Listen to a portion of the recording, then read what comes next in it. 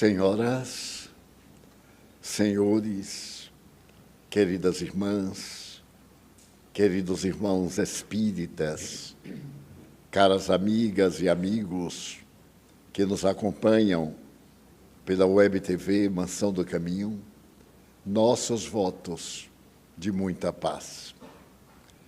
Inicialmente, convidamos a fazer parte da nossa mesa a nossa consoror Cláudia Silva, do Uruguai, representando as delegações do Uruguai, da Argentina, Estados Unidos, Espanha, que estão conosco. Na impossibilidade de tê-los todos mais juntos, a nossa Cláudia, que realiza um belo trabalho de tradução ao espanhol das nossas atividades, convidamos para que ela os represente. E também a Nivalda Steffens, de Santa Cruz do Sul, do Rio Grande do Sul, colaboradora desde há vários anos de nossa casa, através do trabalho do livro, em nossas excursões pelo Paraná, Santa Catarina, Rio Grande do Sul, e também em outras cidades. Agradecemos aos nossos representantes aqui estarem, em nome dos amigos, que a exiguidade de tempo não permite um aconchego nesse momento mais característico. Desejamos antecipadamente pedir desculpas pelo desconforto de alguns ficarem de pé. Haverá lugar amanhã para todos, sem dúvida, porque outras salas, conforme foi anunciado, estarão naturalmente atendendo aos amigos que, não obstante preparados para amanhã, vieram à reunião de hoje. Então, amanhã, no momento da inscrição, cada qual será encaminhado para a sala na qual se registrou. Mas, como ficar de pé faz muito bem a quem está sentado, nós pedimos desculpas, mas agradecemos fazer um pouquinho de pilates. Eu deveria também estar de pé, mas o pilates me aleijou de uma perna e eu adiei para a próxima reencarnação. Também desejo agradecer muito sensibilizado o carinho dos que me enviaram parabéns. Aos 96 anos, a gente não parabeniza, a gente lastima. Como é que teve coragem de chegar a essa idade e não morreu? Então, quando alguém me parabeniza, diga assim, muitos anos, absolutamente, nada mais dessa conversa de muitos anos, poucos dias, poucos meses saudáveis, enquanto possa ser útil. E também aqueles que me enviaram mimos, delicadezas, orquídeas, flores, café da manhã. Eu fiquei até preocupado, porque aqui da mansão tem café da manhã. Mas então nós agradecemos coletivamente, ante a impossibilidade de fazê-lo pessoalmente. Pedimos desculpas e agradecemos os mimos. Eu tenho dito aqui em nossas reuniões públicas, como tem no Evangelho o sacrifício que mais agrada a Deus, a bondade a que a mim mais me agrada é orar por mim. Então, ao invés de qualquer coisa material, a oração.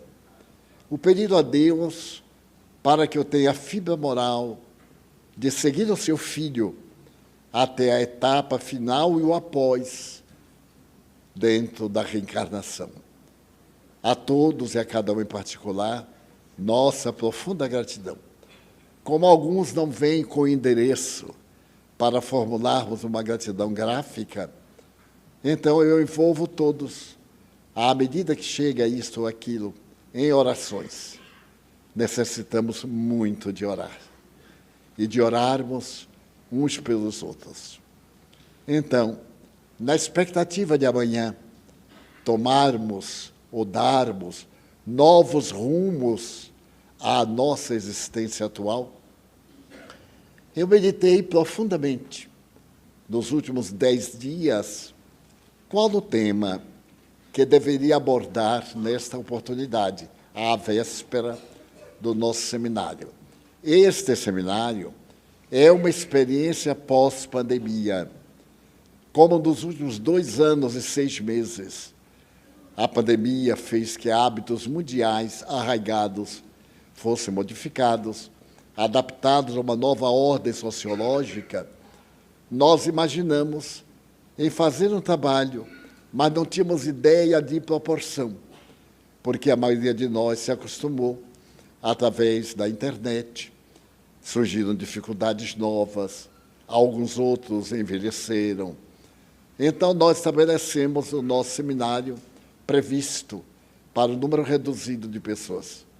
Mas, como ultrapassou 750 e a nossa sala não cabe, nós, então, distribuímos em várias partes, ante a perspectiva de, num próximo seminário, se houver, utilizarmos a nossa sala maior, que cabe 2.000 pessoas. Esta, portanto, é uma experiência. Qualquer desconforto, qualquer incidente ou acidente, levemos em conta de provas e expiações. Ainda não estamos no mundo de regeneração. Estamos caminhando na sua direção. E pode acontecer aqui conosco, mas que ninguém leve desagrado, ou uma noção precipitada de eu não fui visto, não fui saudado, não recebi o carinho fraterno que o apóstolo Paulo recomenda e que Jesus caracterizou com a grandeza da sua alma. Nós outros ainda somos caminhantes das mesmas veredas, tropeçamos nos mesmos abismos e caímos nos mesmos desfiladeiros. Então, pedimos excusas antecipadamente. Allan Kardec, o ínclito codificador da doutrina espírita, este homem incomparável, cujo nome está escrito nas estrelas, entre as muitas indagações que dirigiu aos espíritos nobres, teve a preocupação de analisar filosófica e psicologicamente a nossa atitude perante a imortalidade e a imortalidade perante as criaturas humanas. Na própria definição de espiritismo, que é uma ciência que estuda a origem, a natureza, o destino dos espíritos e as relações que há com o mundo espiritual. Ele, então, pergunta se os espíritos intervêm em nossas existências.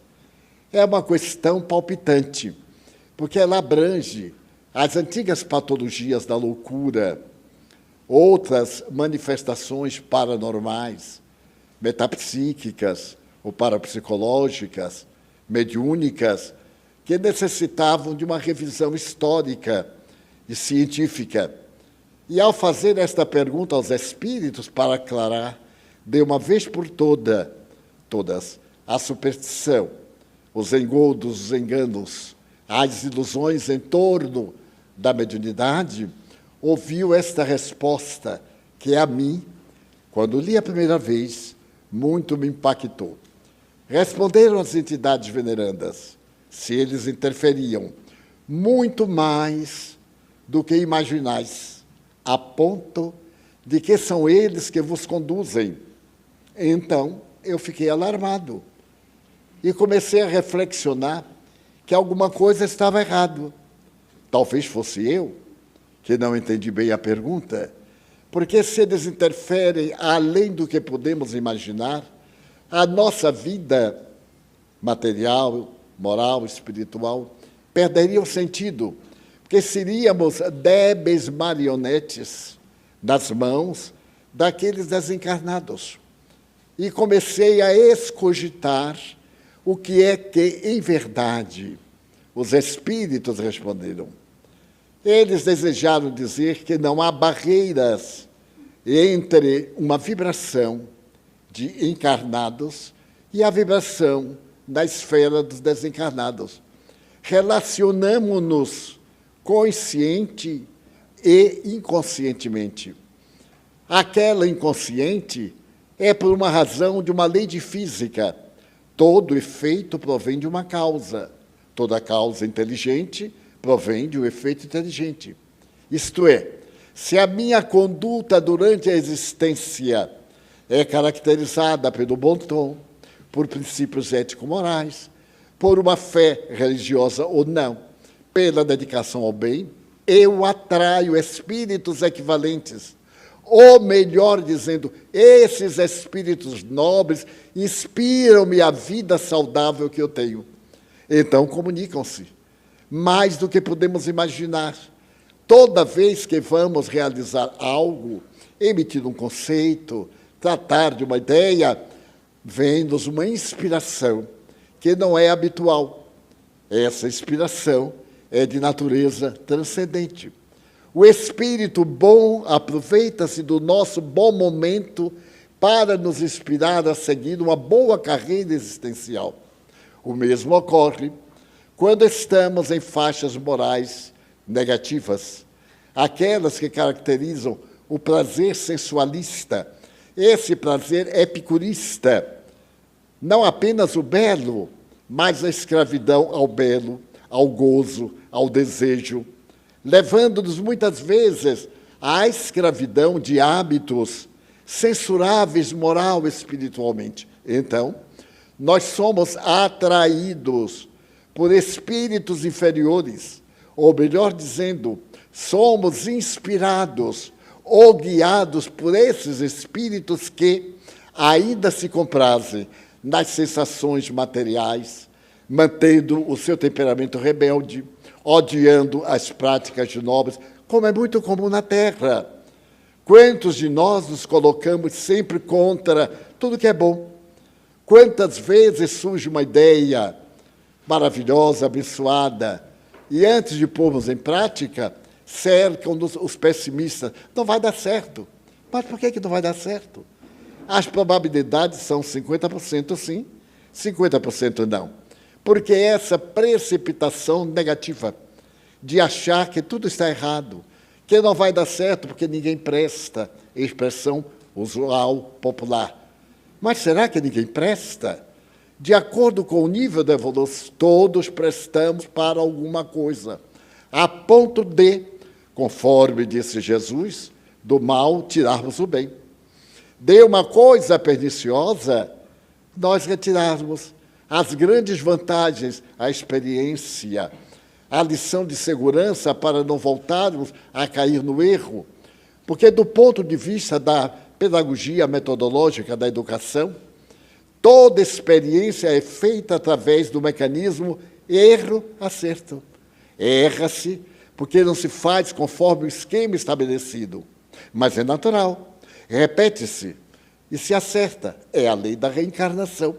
Para os grandes processos, se nós nos comprometemos, voltamos não para pagar, mas para reajustar aquilo que estava dentro de uma ordem, e nós mudamos o sentido daquela ordem. Então, passei a verificar, na minha própria experiência, desde os 4 anos de idade, que as entidades que se me apresentavam eram invariavelmente do padrão dos meus próprios sentimentos. Um número maior de espíritos perversos, insanos, que se gostavam de odiar, perturbadores. Aqueles espíritos zombeteiros que se comprazem em gerar conflitos, bullying, para dizer uma palavra moderna e americana. E também, toda vez que eu buscava a oração, uma atitude de reconforto moral, uma ação de renúncia, que tentava enobrecer o caráter, silenciar diante de uma ofensa, ou de algo que me desagradava, espíritos nobres, muito mais nobres do que eu poderia imaginar. E isso durante o período que nós tínhamos a mansão do caminho com crianças. Hoje, muito me alegro que tenho aqui mais de 50 filhos, todos eles velhos. Somente eu perseverei. Um grande número de filhos meus aqui estão com netos. E então vou narrar um fato, para ver como interferem. Nós tivemos a oportunidade de receber uma criança muito doente. A mãe não identificamos, mas a criança sofria de problemas respiratórios. E, graças a isto, eu levava para dormir no meu quarto, para poder velar à noite. tarefa invariavelmente das mães. Essas mulheres extraordinárias que arrombam as portas do céu quando oram, segundo Chico Xavier. E então, houve um momento em que a criança apareceu com febre, o que é muito comum às febrículas infantis. E nós, os pais inexperientes, os tutores, os adultos, ficamos preocupados. E quando eu vi aquele pedacinho de gente tremendo de febre, aqui, isso tem mais de 60 anos, as dificuldades eram quase inenarráveis. Não havia condução, não havia eletricidade, não havia água encanada, tudo era barro vermelho, aquela poeira que entra no perispírito e vai até outra reencarnação. Então, eu peguei o pequenino, tirei da casa, eles moravam em 15 casas, eram os lares famílias, e levei para o meu quarto. Eu era funcionário público e entrava no expediente às 12 horas. Isso devia ser umas 8 da manhã. Comecei a me preocupar. E então levei para o quarto e fiquei velando. Ele havia selecionado um pijamazinho de listra, como se usava na época, e estava banhado de suor. Em um momento, ele abriu os olhinhos e disse assim: tio, mamãe, palavra que ele nunca havia usado, porque ele não conheceu a mãe, não sabia o que era esta bênção, que bem poucos valorizamos, e que valorizamos mais quando já não estão conosco. Eu, então, me comovi muito. E eu disse assim: mas mamãe virá. É só você esperar um pouquinho. Procure dormir. E eu me lembrava que havia ouvido falar que para a febre, fosse qual fosse a causa, dava banhos. Colocava uma bacia com água, colocava o termômetro, via a febre, e colocava um ponto mais ou menos na água, e banhava a criança e ia diminuindo o calor da água para a febre ir descendo. E eu estava nisso muito desajeitado, que eu sou um pouquinho desajeitado, e eu estava e tropeçava aqui, derramava água ali, mudava o pijaminha, e ele dizia: nós vamos gastar todos os pijaminhas outros, porque ele adorava um pijaminha. E então, eu me lembrei dessa frase de Allan Kardec, e comecei a orar, e pedir a Deus que poupasse o nosso filhinho da desencarnação. Não houve uma desencarnação em nossa casa em mais de 40 anos. É um milagre. Tivemos mais de 6.600 filhos que passaram por nossas mãos e das tias. E então coloquei-o no meu braço e fiquei acarinhando. Tanto suava a criança como eu. Não havia eletricidade, não tinha como encontrar uma solução. Nesse momento, eu vi entrar uma entidade espanhola vestida como uma verdadeira fada, daquelas fadas de Walt Disney, da nossa imaginação. O vestido longo, as mangas bufantes, a gola alta, a escocesa, o cabelo trançado e uma pequena coroa, a tez na cor de uma pétala cor-de-rosa. Ela entrou, eu estava no quarto, com a janela fechada, diminuindo a claridade. E eu me deslumbrei tanto que me ajoelhei, o velho hábito que eu trazia da Igreja Católica, e não achava que fosse digno de uma presença de uma entidade desse jaiz. E então o Espírito veio, olhou bem para a criança que estava no meu colo e tocou o centro cerebral. Colocou aqui a mão e uma luz muito brilhante começou a crescer e a penetrar pelas veias, pelas artérias da criança, conforme o modelo de anatomia que existia no meu tempo na universidade, em que aparecia o corpo humano com as artérias em azul e as veias em vermelho. E então eu via o corpo transfigurar-se. Nesse ínterim, ela me olhou e eu percebi que estava chorando. Desciam 2 lágrimas, transparentes, profundas. E então ela me disse: faça de tudo para ele ganhar esta reencarnação.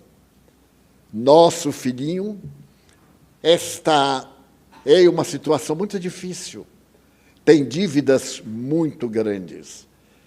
E nós rogamos a Deus a bênção da reencarnação para poder resgatar. Veio com um corpinho frágil e durante toda a sua existência será enferminho, merecerá cuidados.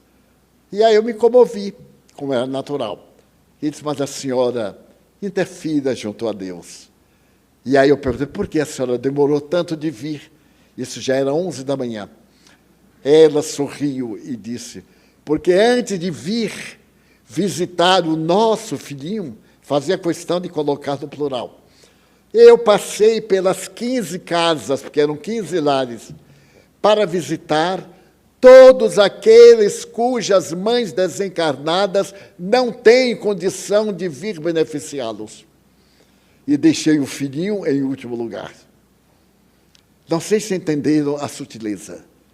Primeiro, aqueles de quem ninguém se lembrava, ou que não tinham mérito, ou que as condições não eram permitidas. Ela foi visitar a todos. E depois, as fibras da ternura do seu coração. Daí eu visitei. E aqueles cujas mães estão em região dolorosa, ou estão reencarnadas aqui na Terra, padecendo muito, um grupo de amigos que veio comigo foi visitar no seu habitat atual, para poder beneficiá-las pelas vibrações que estão saindo deste lar para aqueles lar onde Jesus ainda não pôde entrar. E então ele dormiu e ressonou alto. Eu achei aquele ressono a 9ª Sinfonia de Beethoven. Uma maravilha.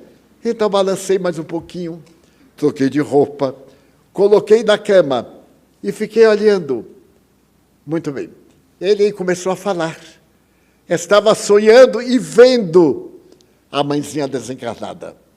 Ela estava conversando comigo e ele, naquele estado, desdobrou-se do corpo para poder entrar em contato. E até hoje está reencarnado. Já está com 68 anos de idade.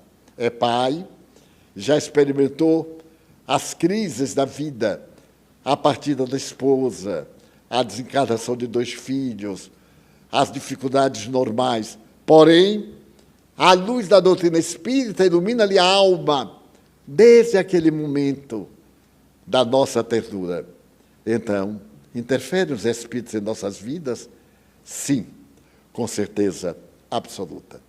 Às vezes não nos apercebemos, nem dos bons, nem dos maus.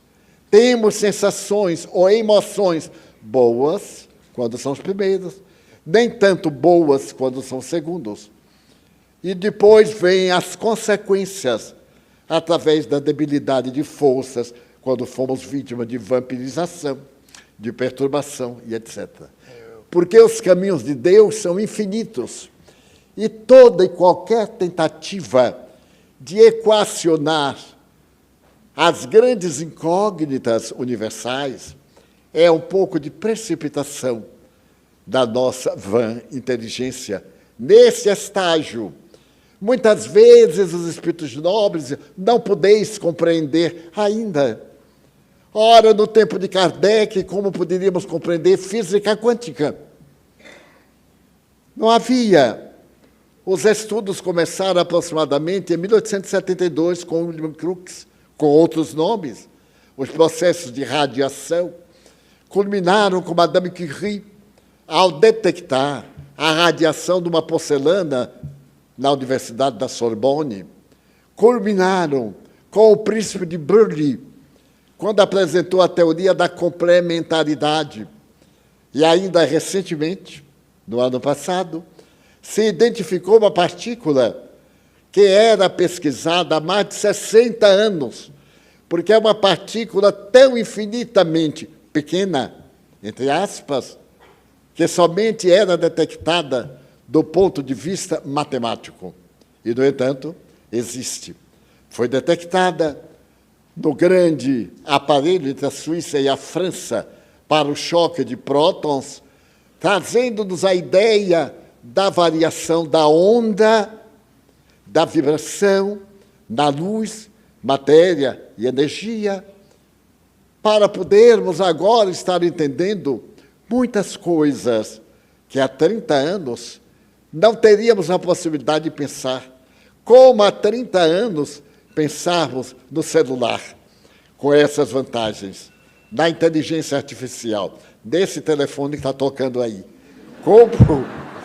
Como poderíamos pensar?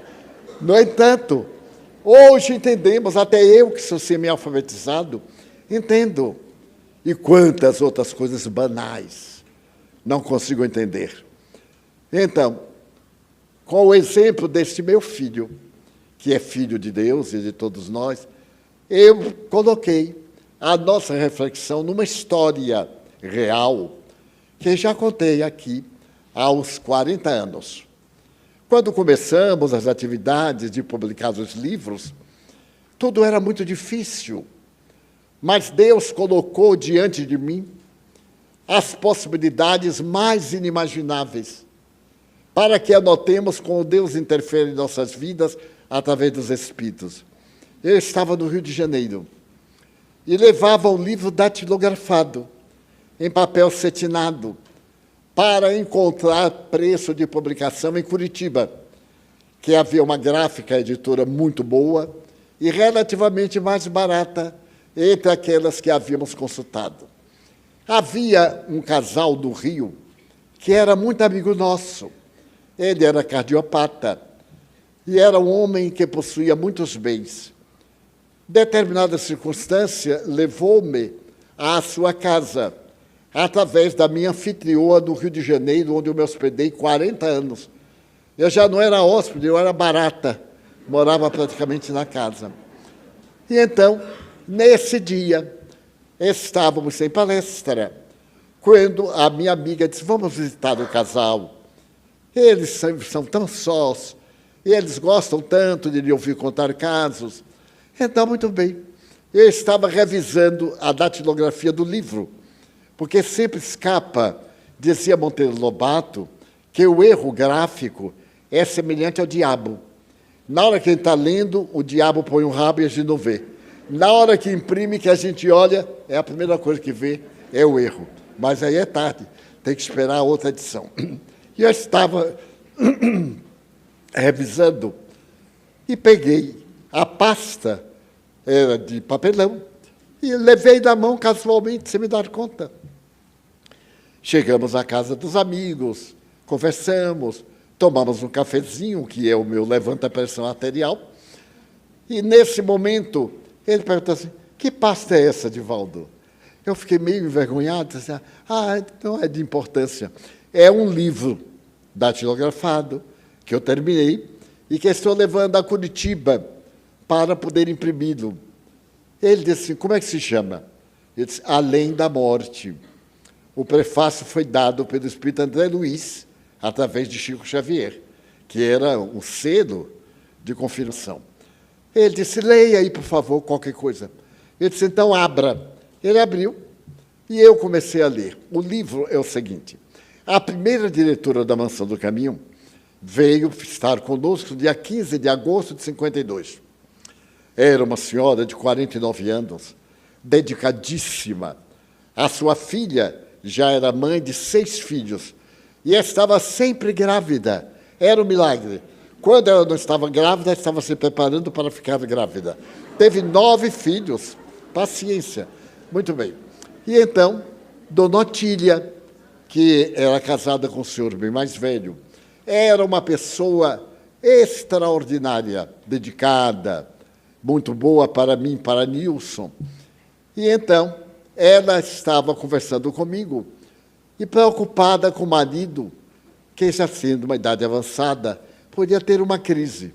Naquele dia, um sábado, eles estiveram em uma clínica que fazia os primeiros check-ups. Isso em 1952. Era um check-up mais cap do que cheque, porque não tinha quase aparelhos, mas era um exame aqui, outro ali, etc. E ela dizia assim, meu filho, eu não sei se Gonçalves, de um momento para o outro, não vai desencarnar. E eu lhe disse, Dona Otília, Não se preocupe. A senhora viu que o médico disse que ele vai ter uma vida longa, apesar das dificuldades, mas que a senhora deve ter cuidado, apesar de ser bem mais jovem. Ela era mais gordinha. E então estávamos conversando, e ela com o diagnóstico do marido para o futuro, mas ela para ter cuidado. Então eu me despedi, estava na sede da mansão, para ir para casa. E naquele momento eu disse, então, a filha tinha ido para casa, até amanhã, dona Otília. Quando eu fui sair, ela disse, não sai agora. Eu estou sentindo uma coisa, algo como uma indigestão, e uma dor aqui no braço esquerdo. Eu não entendi nada. Eu disse, então, vamos passar um pouco de álcool. Tudo para mim era fazer fricção. Álcool, alfazema, era milagre de tudo. Mas quando eu me voltei, ela disse assim, meu filho, e deu um grito que eu nunca esquecerei. E caiu nos meus braços. Morreu. Fulminante o infarto. Morreu ali. E eu fiquei desolado, o que podia fazer? Ele ouviu o grito. Eu disse, não posso dizer a seu Gonçalves. Fiquei aturdido, Nilson veio me ajudar, colocamos na cama, e seu Gonçalves vinha, eu peguei-o no corredor, e ele me disse assim, o que foi, meu filho? Ele disse, foi dona Otília. O que é que tem? Ela morreu, seu Gonçalves. Ele parou assim, eu digo, número 2, vai ter já. Mas o velhinho aguentou. Eu disse, venha vê-la. Então, os senhores podem ter ideia do que aconteceu. Ela tomava conta de uma casa com 60 crianças, com as outras tias, e ficamos desolados. 6 meses depois, ela veio à sessão mediúnica para escrever uma carta à filha, contando como era morrer. Por isso que botou o nome Além da Morte. Ela dizendo, minha filha, e tal, e tal. Mas a carta ficou tão longa que ela pediu licença aos mentores para continuar na outra sessão. E terminou no livro de 300 páginas. Ninguém me mande uma carta dessa, porque eu não vou ler. E então, conversando com Chico Xavier, ele disse, olha, Edivaldo, o livro é tão interessante e importante que André Luiz compara-o ao Nosso Lar. Havia sido publicado faz uns 7, 8 anos. E então ele vai dar o prefácio. E deu o prefácio. Isso era o que estava no livro. Quando o meu amigo abriu, ele leu exatamente quando ela conta, naquela hora que eu dei o grito e foi descrevendo, ele fechou o livro e me disse assim, é o meu caso, é assim que eu vou morrer. E foi. Anos mais tarde, ele estava sentado com a esposa, olhando uma foto de Joana de Ângeles, quando levou a mão ao peito, tombou, morto, fulminante. Mas bem, então ele ficou assim pálido, e eu disse, não se preocupe, essas coisas de espírito, a gente tem que ficar também um pouquinho com cuidado, estamos no mundo físico. E ele disse, e você vai imprimir como? Eu digo, eu vou ver o preço, vou negociar, e espero que o livro se pague. Conversamos, e antes de eu sair, ele chamou a esposa para ir na intimidade da casa. Estávamos na sala. E depois voltou. Voltou, e quando eu ia saindo, ele me deu uma caixa de sapato, enrolada, e disse assim, leve para casa, publique o livro. Eu não imaginei, em hipótese alguma. Chegando à casa da minha amiga, nós fomos abrir a caixa, e quando abrimos, era dinheiro vivo. Eram 10 milhões do dinheiro da época, porque mudou tanto que a gente tem dificuldade. Mas eu sei que era uma... Eu nunca tinha visto tanto dinheiro, tudo arrumadinho. Eu aí desmaiei. Eu digo, meu Deus, ele se enganou. E ficamos atordoados. Eu desmaiei, desmaiado, né, de cair do chão.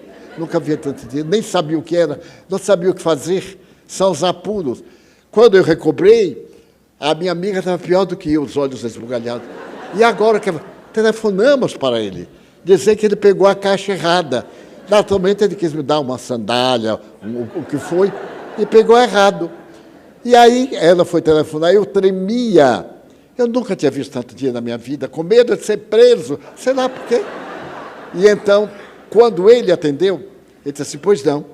Eu disse, fulano, você pegou a caixa errada. Ele disse, por quê? É pouco. Eu quase que tive outro ataque. E eu disse, não, é dinheiro demais, como é que é? Para que é? Para publicar o livro. Então eu fiquei pateta. Eu nem me lembro como é que acabou, eu sei que acabou. E ficamos. E agora meu medo de viajar a Curitiba, com essa dinheirama, graças a Deus não tinha raio-x, senão não passava.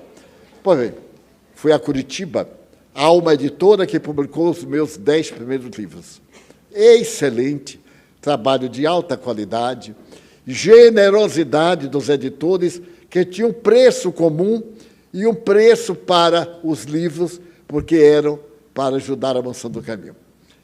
E a importância foi exatamente 8 milhões da moeda da época. Ainda ficamos com 2 milhões para chupar picolé, qualquer coisa que fosse necessário.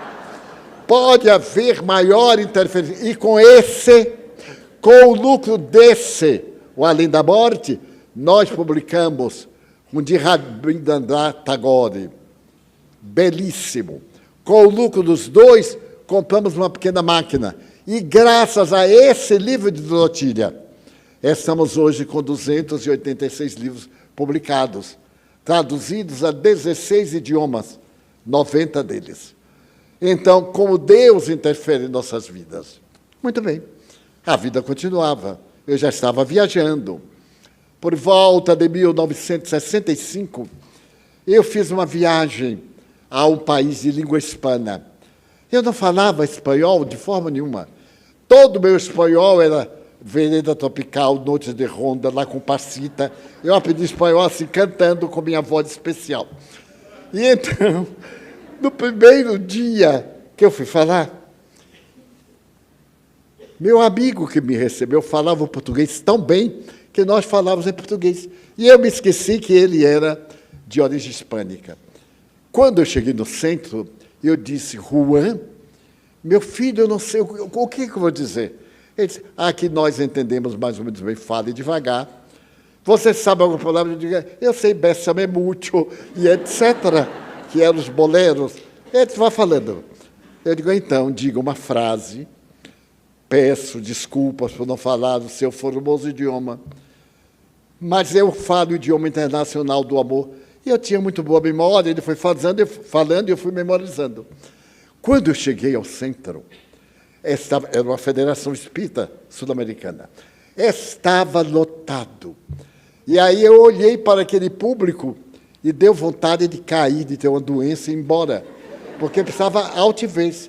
Mas estava ali com o Juan Antônio Durante, argentino de Buenos Aires, que me traduziu 36 livros ao espanhol. É um abnegado. Era um dileto leitor de Joana de Anjos. Muito bem. E então eu comecei. Ruego perdão por não falar corretamente vuestro bello idioma. Vê? O acento aqui tem o pessoal do Paraguai, então pode conferir também do Uruguai. Muito bem. E acabou. Tudo que eu memorizei demorava 3 a 5 minutos. Aí eu fiz uma pausa. Na primeira fila estava uma senhora muito bonita, uma velhota, daquelas que sabem envelhecer. Estava com guarda-chuva. Naquela época, usava-se uma meia lançada em Paris, muito brilhante, estava na moda. E ela estava também de perna cruzada, uma atriz. E eu, deslumbrado, com tanta beleza, eu falava e olhava para a velhinha, eu sorri para ela e ela sorriu para mim.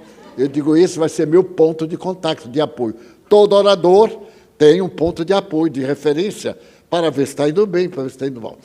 E então, quando eu disse assim, quando eu parei, e a guitarra fez assim, hermano, le quero rogar uma coisa, pode falar em português?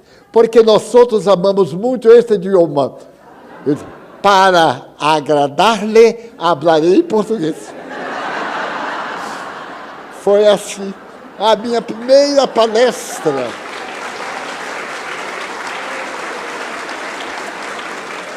Em espanhol.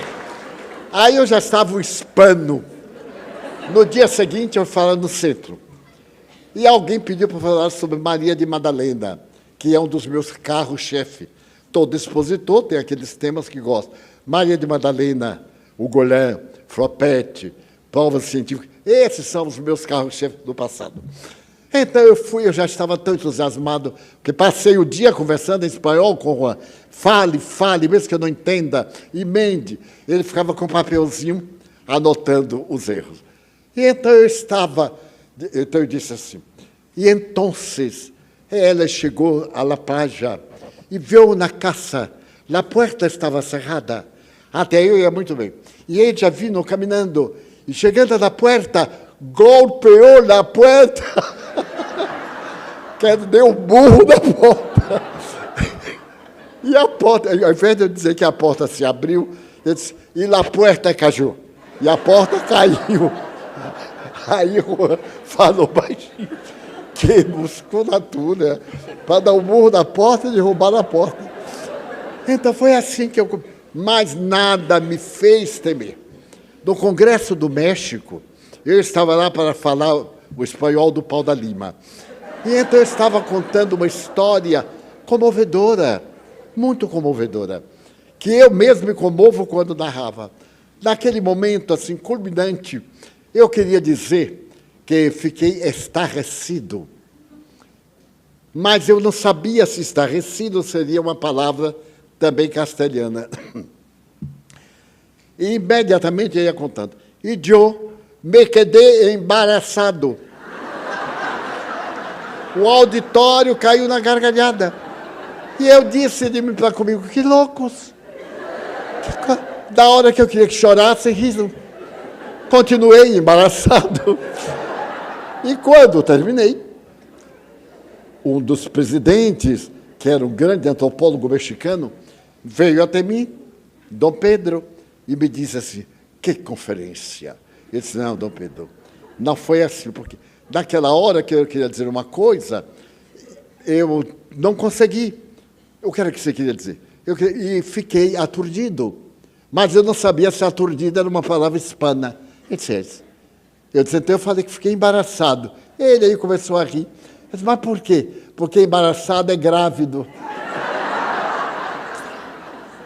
Eu disse, mas ele pode dizer uma situação embaraçosa, ou de cinta, ou de grávido, são palavras hispanas. Então foi toda uma trajetória de interferência do mundo espiritual. Então eu já contei aqui que esses espíritos interferiam tanto que um deles, Manuel Viana de Carvalho, foi um grande orador brasileiro do começo do século XX. Ele desencarnou em 27, aqui em Salvador, a bordo de um navio que ia para o norte, por volta de Itapuã, ou de Amaralina. Ele desencarnou a bordo e foi sepultado aqui no Campo Santo. Esse espírito que me apareceu em Pelotas, muito antes, ficou meu amigo, muito meu amigo. E então ele me inspirava, e eu narrava histórias. Mas fui falar em São Paulo. E São Paulo tinha a juventude, que era de jovens da USP. Eu nem sabia o que era USP. A minha ignorância era total. Mas jovens inteligentes, universitários. E eu, coitado, professor primário de Feira de Santana, que aprendia a plantar batata, plantar cebola, plantar... Mas era para ir, eu fui. E eu tinha uma inveja, no bom sentido, de quem falava aquelas coisas assim difíceis, metempsicose e não sei o quê. Eu ficava admirado e dizia assim, eu disse, Viana, um dia me ajude a um tema científico. Ele disse, você não está preparado, eu digo, você me mostra, eu leio, o tema é seu, mas ninguém sabe, fica conosco. E eu fui falar na Federação Espírita do Estado de São Paulo. Estava lotada na Avenida Maria Paula, entre viadutos. E então Viana me apareceu e disse, hoje nós vamos falar um tema científico. Eu disse, opa! E é muito científico, eu disse, Divaldo, é uma tese do século XIX. Vamos ver se você dá conta. Eu disse, você escreve. Mas eu não pensei que escrita era pior do que ouvido. Então me postei, fiz a saudação. E vi como a fita de teletipo escrito assim: apesar da tese apresentada por Jean-Baptiste Lamarck, o transformismo, a tese foi originada por Lord Bacon. Eu digo assim, a tese foi inicialmente originada por Bacon. Aí o Espírito disse assim, Bacon, burro. Não conhece Bacon? Eu digo, não, eu conheço toicinho comum. Aqui em Salvador, na minha casa, nunca havia entrado bacon, coisa nenhuma. Entrava, era toicinho de porco mesmo, que pai matava e a gente se vestia. Mas tem o tal do bacon. E eu claudiquei. Mas bacon. E então, vinham 4 nomes. Que falta de caridade. O que era francês, eu disse em inglês. O que era inglês, eu disse em castelhano. E o Viana foi emendando. E disse, agora você tenha cuidado, porque eu vou abordar a tese do transformismo, que procura demonstrar a evolução através de 2 princípios, genético e mesológico. Eu digo, o que será mesológico, hein? Pode ser paleontológico. E assim, ele ficou mais meu amigo e me disse, antes, Divaldo, eu vou te dar umas aulas de fisiologia, umas aulas de anatomia, para que sua cabeça melhore. Eu digo, meu Deus, está aqui hoje alguém da família Gasparetto, por quem eu tenho um particular carinho e muita gratidão à dona Zíbia, a Luiz Antônio, a ele, que é um médium excelente, dos cantores clássicos. Ele esteve no Jô Soares, e hoje nos dá a grande satisfação de estar aqui conosco. E eu fiquei recordando de dona Zíbia, a última vez que nos vimos aqui na Terra, em Amparo, ela foi de São Paulo me ouvir lá em Amparo. E então, eu me lembro que um dia, conhecendo o Gasparetto, ele veio a Salvador a nosso convite, realizou uma tarefa de pintura mediúnica extraordinária. Foi o médium de psicopictografia mais completo que eu jamais tive contato. Pois bem, e então, eu conversando o dia com o Viana de Carvalho, depois de conhecer Luiz, eu digo assim, meu Deus, eu vou deixar esse negócio de pregação, porque eu nasci em Feira, só tinha lá português, não havia um espanhol que eu conhecesse, só ouvia falar português. Português eu ainda consigo me expressar, mas em outro idioma não. Agora, Luiz, filho de italianos, seus genitores italianos, aprendeu italiano dentro de casa. Esteve na França, aprendeu em loco francês. Esteve na Inglaterra, depois nos Estados Unidos, aprendeu muito bem o inglês. O espanhol, ele falou com esforço pessoal. Então, ele falava 5 idiomas, e eu me atropelava em um idioma. Então, eu disse assim, Luiz, veja que tem algo errado. Você acha que eu devo continuar com a minha trajetória, com os meus erros? Ele era muito jovial, alegre, otimista. E então ele me disse assim, mas, Divaldo, eu não notei que você não fala outro idioma. E eu disse, é porque eu ainda não falei, como você só fala em português. Ele disse, olha, para falar um idioma, seja de qual for, erre com dignidade. Porque você errando, você se desinibe. E só se pode falar o idioma falando. Eu digo, e você, em inglês, quando ele começou a viajar muito para a Califórnia, principalmente para São Francisco, e a realizar sessões mediúnicas pelo mundo de pintura mediúnica, extraordinários, com as 2 mãos, com os pés simultaneamente. Eu tenho várias que ele teve a gentileza de me oferecer. E então, Deus interferindo, ajudando-nos. Mas para culminar, eu lhes vou contar uma página também, biográfica, talvez um pouquinho larga, mas para que ninguém saia daqui mais com qualquer dúvida quanto à interferência dos espíritos em nossas vidas. A interferência boa ou má vai depender de cada um. Deus não tem nada com isso. Nós é que elegemos. Depois que foi publicado O Mestre de Amor,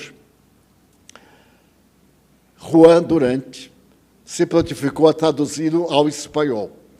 Mas se as dificuldades aqui eram muitas, em um país hispânico, onde o movimento espírita era muito menor, 100 vezes menor, as dificuldades eram maiores. E Juan me dizia, Divaldo, nós hemos de receber a proteção divina e publicar o Mestre de Amor.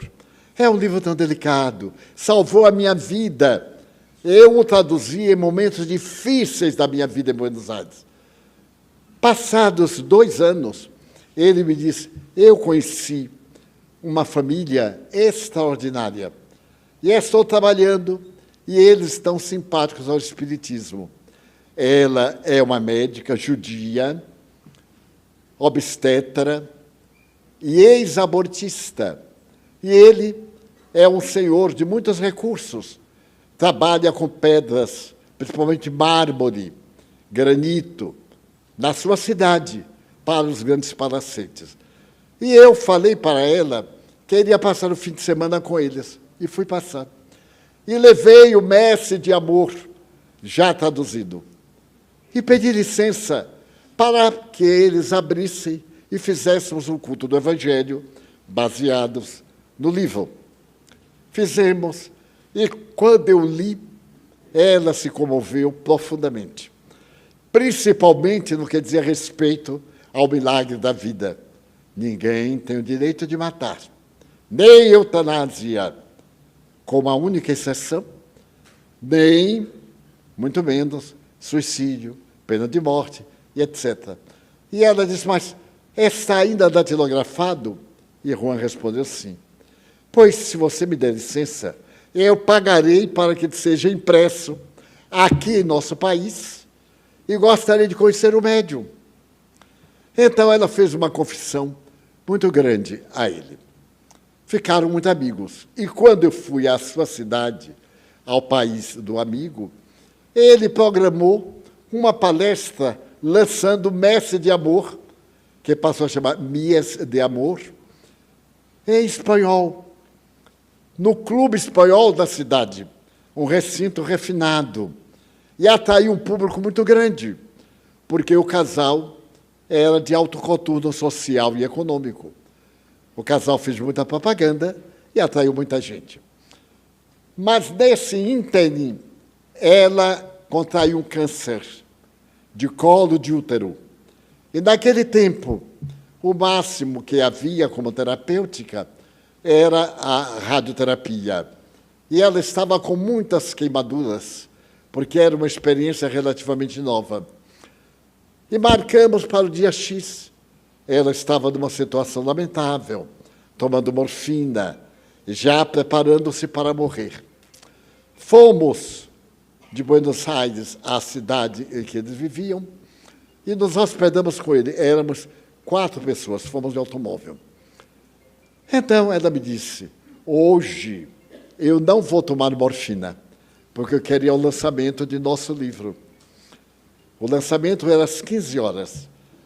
Estava presente também um grande espiritista e poeta, e foi colocado no programa, um filólogo, filósofo.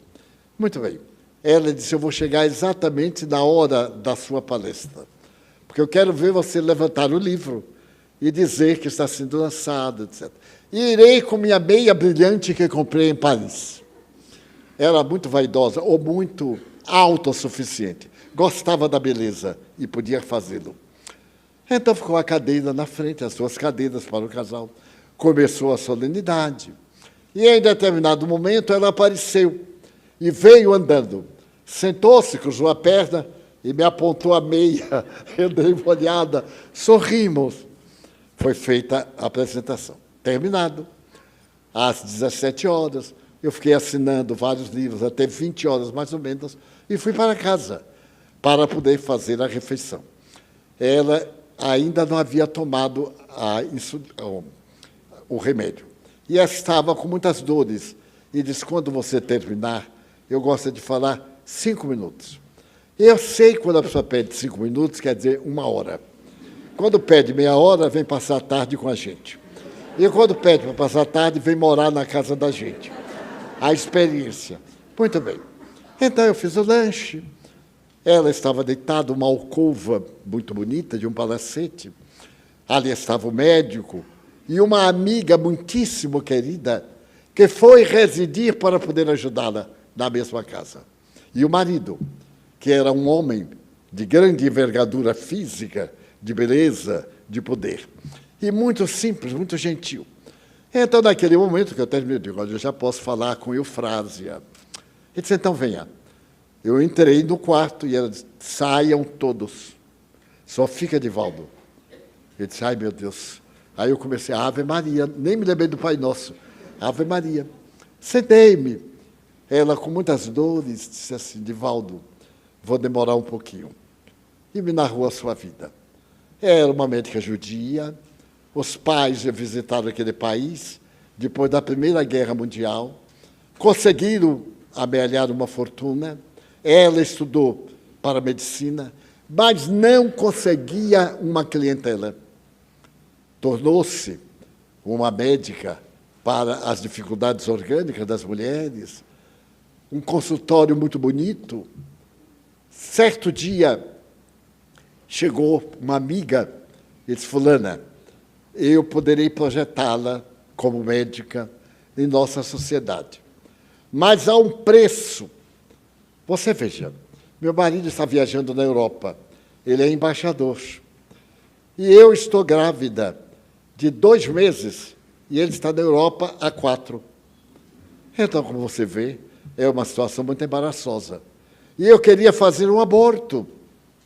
Ela disse, mas eu jurei não matar. Eu sou materialista, judia. Ela disse, mas a gente jura e depois desmancha a jura. Eu lhe peço socorro. Foi um momento de debilidade moral de minha parte. Eu traí meu marido com o seu amigo que me visitou muito.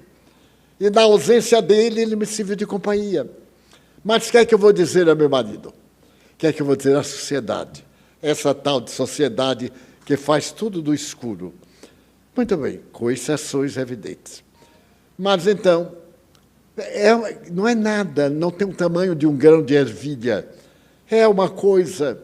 E tanto falou, para sintetizar, que eu resolvi fazer o aborto. Fiz o aborto.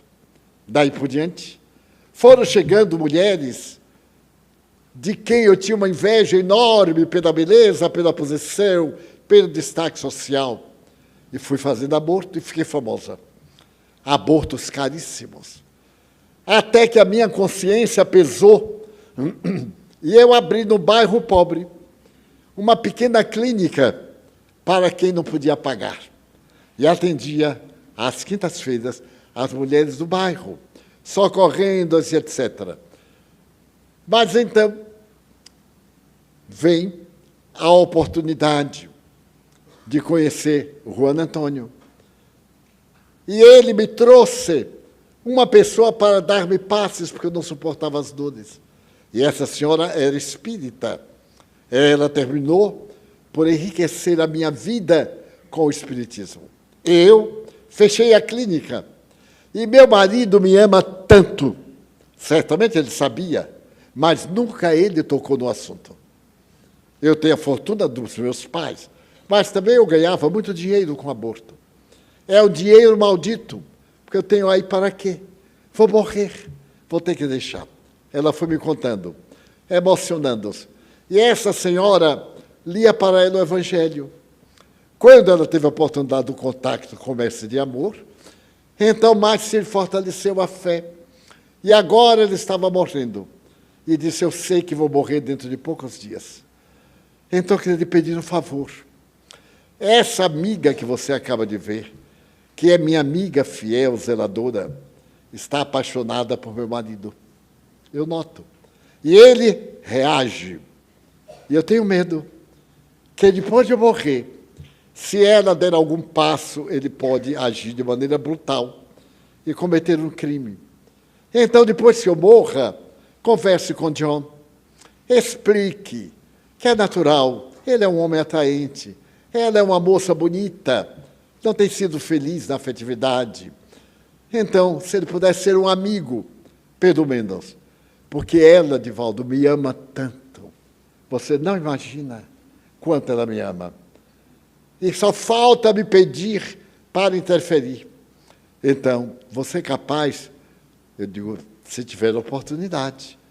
Se a pessoa não abre a porta para eu entrar, eu não posso abordar uma questão tão íntima. Bem, 5 da manhã, quando terminamos, ela já estava muito combalida, aí tomou morfina. E eu ia saindo do quarto, quando John veio com café. Ai, Divaldo, você não dormiu, tome um cafezinho. Eu disse, muito obrigado. Você me leva aos meus aposentos, porque eu nem sabia onde era tanto quarto, tanta escada. Ele me levou e eu disse, até daqui a pouco, porque eu vou viajar às 9 horas, iremos viajar. Ele botou o pé na porta e disse, você me dá 5 minutinhos? Claro, ele entrou e disse, narrou que sabia que a mulher era abortista, mas era tão nobre, havia sido circunstância tal e qual, mas que ele estava com dilema. A amiga que tomava conta se declarou várias vezes a ele e lhe perguntava como é que você pode amar uma cancerosa? Ela está podre em vida, eu sou jovem. Como é a natureza humana, hein? Dentro da mesma casa. Mas ele resistia e foi tomando raiva que ele não podia expressar. Porque ela dizia, se você me trata mal, eu digo a ela que você tentou me seduzir e eu recusei. Então eu estou no dilema, porque Eufrásia, ou Fanny, está morrendo e eu não sei o que vou fazer. Conversamos muito e ele disse, faça o seguinte, quando ela desencarnar, dê um pulo em Salvador. Você tem possibilidades de passar um mês na Bahia. Aí você vai às nossas sessões. Nós conversaremos nas horas próprias. E você dá qualquer coisa a ela, dá uma casa, o que for, que não lhe faz falta. Aconselhei-o. Quando ele saiu, alguém bateu na porta do quarto. Já era umas 7 horas. Eu disse, meu Deus, dá tempo de eu pentear o cabelo. Era a outra. Divaldo, você pode me atender em pé mesmo? Eu disse, entre, minha filha. Ela entrou. E eu pude ver a dor estampada no rosto. Eu nunca tinha visto. Antes era fácil julgar que era uma traidora, que estava enganando a amiga. Mas outra era estar com o espectro da dor. Ele disse, Divaldo, parece Satanás. Eu adoro este homem. Não sei porquê. Eu amo a Fanny. Sei que é uma traição, mas não sei o que fazer. Estou numa situação terrível e sei que na hora que ela morrer, ele me vai botar para fora. E eu planejo me matar. Eu disse, é a última coisa que você pode fazer. Você sabe que Fanny era abortista, que se arrependeu muito e que teve um sonho peculiar. Ela teve um sonho que estava à borda de um rio, e ela escorregou e caiu nas águas do rio, que eram em sangue. E do sangue emergiam destroços de laminárias, pedaços de corpos, vozes que gritavam, assassina, nós te esperamos. E então ela ficou apavorada com esse sonho. E então uma voz, e um ser ergueu-a do rio de sangue, e disse, se você continuar, a sua morte vai ser muito demorada. Mas se você se voltar para o bem, será abreviada, Fanny. Lembre-se de Deus. Foi quando ela tem um contato com o Espiritismo e muda de vida totalmente. Então eu disse, amiga, então não pense na morte. É uma expiação para você. Esse triângulo é para você evoluir. Ele vai pôr você para fora. Ele falou, eu digo, não falou, mas ele me disse que odeia você. Então não é possível. Ame, mas não desça a esse ponto. Não exija que o outro lhe ame. Se o seu amor é autêntico, essa é a questão do amor. E ela chorou copiosamente e disse, quando Fanny morrer, você deverá estar em Salvador. Então, ore por mim, porque Fanny se redime e eu mergulho no abismo. Você promete? Eu te prometo. Já era a hora que os amigos estavam preparados, voltamos de carro, fui me despedir de Fanny. e vi uma das cenas mais comovedoras da minha vida. Fazia muito frio. E então, quando eu entrei no carro, o carro estava com calefação. Eu olhei para despedir-me dele. E estava ele, ela, apoiada por ele, ela levantou para despedir. É a última vez na terra. E a outra atrás, a carícia do casal e a dor da solidão da outra. Eu então vi aqueles dois lados da vida e me deu um aperto no coração. Que eu disse, meu Deus, como é difícil acertar com o bem. Viajei. 2 dias depois, fui chamado ao telefone, na casa do meu amigo, Fanny estava morrendo. E ela me pediu que recitasse o Salmo 114. São lamentos de Israel. E eu comecei a recitar, até que ela morreu, ouvindo o telefonema. Eu não pude mais ir à sua cidade, porque tinha que voltar ao Brasil. Retornei. Nesse ínterim não havia telefonemas internacionais, ou pelo menos eu não conhecia. Dias depois, eu recebo um telegrama grande de John, dizendo que havia expulsado a senhora da casa e que estava planejando, não saber o que fazer, vender tudo e ir para a Europa, para poder esquecer. Eu pedi que ele não se precipitasse. Nunca tome uma decisão quando estiver emocionalmente instável, porque vai se arrepender, seja qual for a decisão. Mas então, eu pedi que ele viesse, e ele veio. Veio. Aquele homem, aquela estampa, estava derruída. Ele estava realmente acabado. Eu digo, Johnny, você é tão jovem, tenha compaixão de você mesmo. E o pior, Divaldo, é que o meu desejo é de matar Edith, a tal da mulher. Eu digo, você mata. Muito bem. Como é que Fanny vai lhe ver? E quando você for para lá, como é que você vai enfrentar? Ela não lhe faz mal nenhum. Agradeça a Deus ser amado. Através de uma doença, porque não é amor, é uma paixão doentia. Mas faça uma viagem à Europa, se distraia. E ele fez. E então veio Edith falar comigo. Divaldo, o que é que eu faço da minha vida? Eu digo, você amava também a Fanny ou a odiava? É de sentimentos duplos. Eu a amava e a odiava porque estava com o homem a quem eu amava. Eu digo, então, peça a John para lhe emprestar parte da casa, do palacete, para você tomar conta de crianças. Umas 5 crianças órfãs. Lá no seu país também tem muita miséria. Na cidade tem muitos órfãos. Ela disse, se ele me agredir? Eu digo, aceite.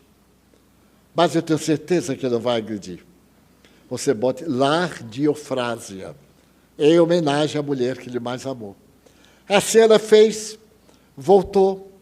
Quando ele veio da França, de retorno, ela estava com sua licença com as crianças, e ele ficou profundamente sensibilizado.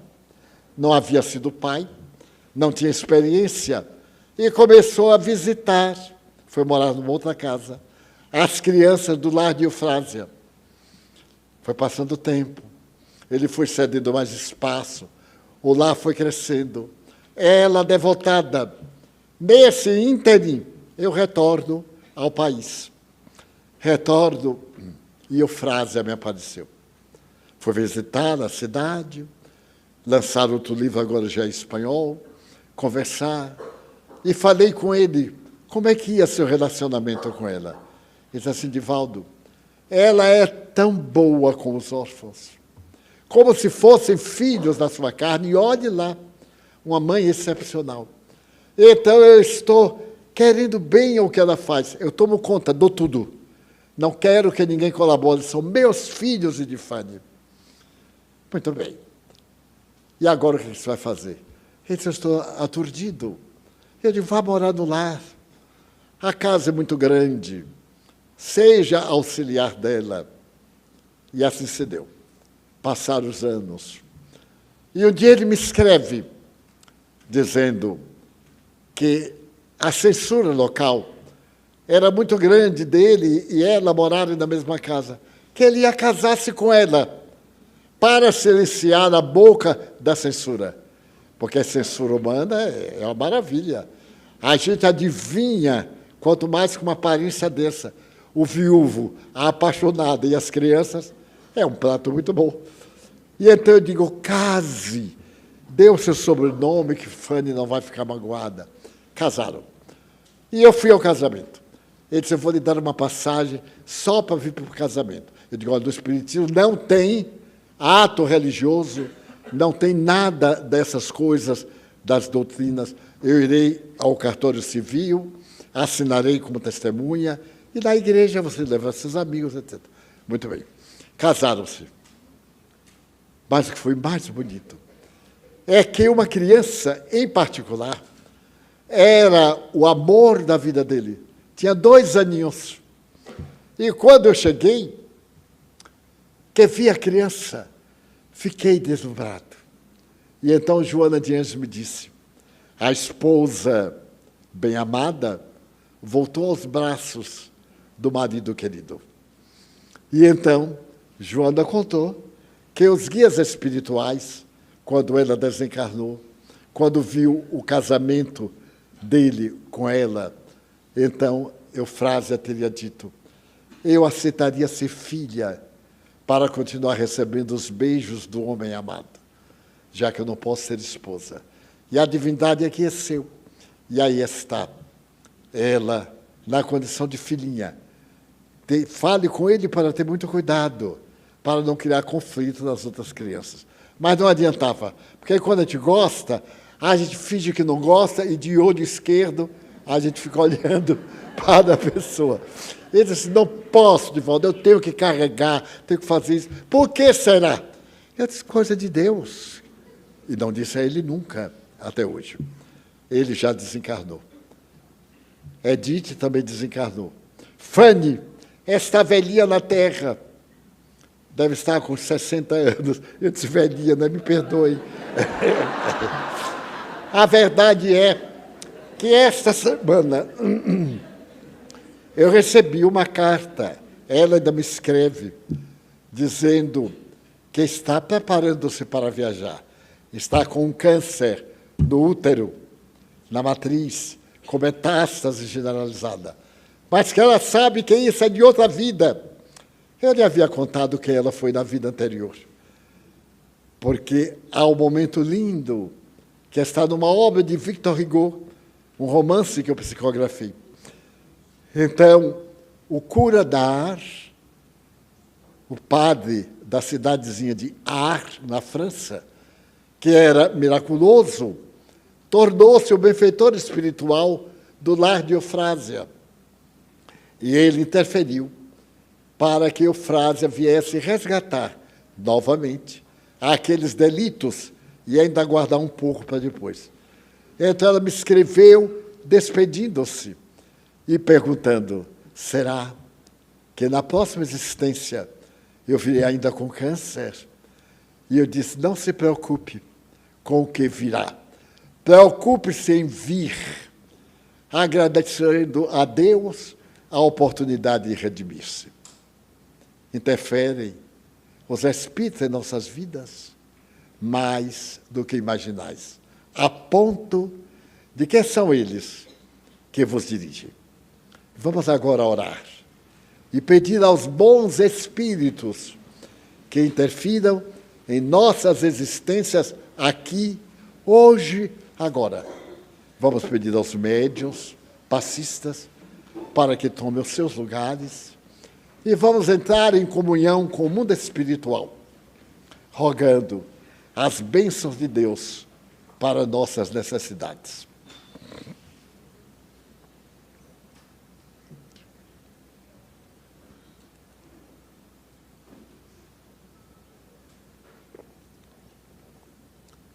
Cada um de nós pense agora num problema que ele está afligindo hoje, para que os bons espíritos ajudem a solucionar, a minimizar, a ajudar na prova que a divindade nos deu para a nossa evolução. Senhor Jesus, abençoa os companheiros de mediunidade. Faze que eles logrem transmitir as melhores energias a benefício de todos nós. Abençoa-os no ministério da cura. Também pedimos-te por nós próprios,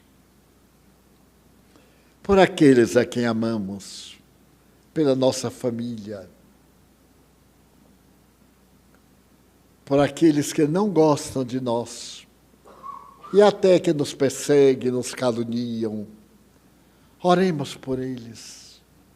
Ajuda-os, amigo celeste, a terem paz.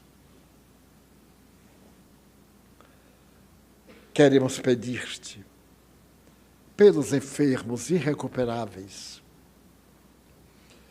os que são portadores de doenças dolorosas e lastimáveis, os que estão à borda da desencarnação. Queremos pedir-te, amigo divino,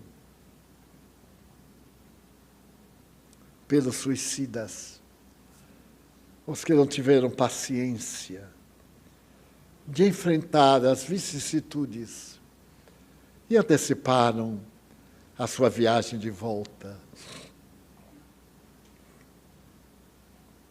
Nós te suplicamos, em favor de nossa casa, daqueles que a frequentamos, daqueles que nos ajudam e daqueles clientes que nos buscam. Nós te pedimos que neste momento nossos guias e anjos guardiães possam beneficiar-nos, a fim de sermos fiéis.